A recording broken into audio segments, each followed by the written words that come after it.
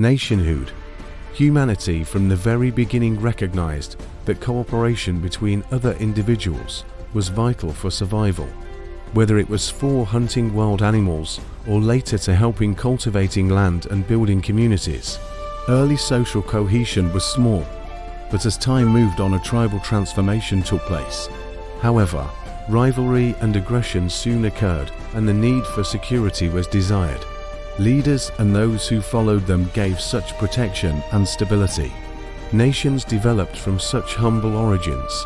Needless to say, frictions between those who led and those who they protected were always apparent.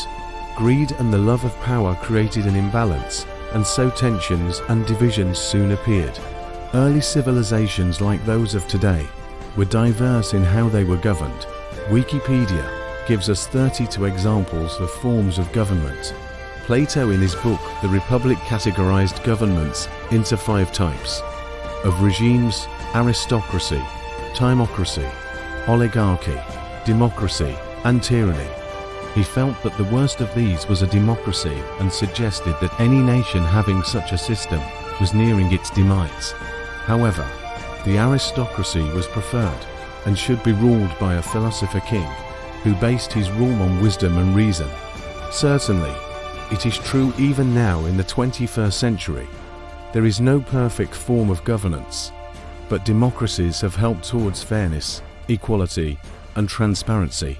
However, we have still divisions, especially between the rich and poor. The gulf between them seems to widen.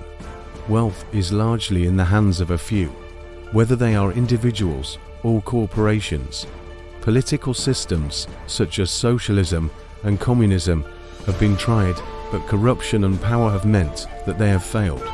Religions seem to thrive in places where poverty is epidemic. This is largely because most have principles of charity and generosity at their core. Many NGOs have been influenced by the major religions of our world and continue to be centered on bringing food, shelter, and medicine to the poor of humanity. Perhaps governments, especially those with democratic credentials, should take a similar stance. Real taxation of the rich would create enough wealth to redistribute to the poor nationally and internationally. Some rich individuals have already shown how voluntary giving can transform communities and even nations.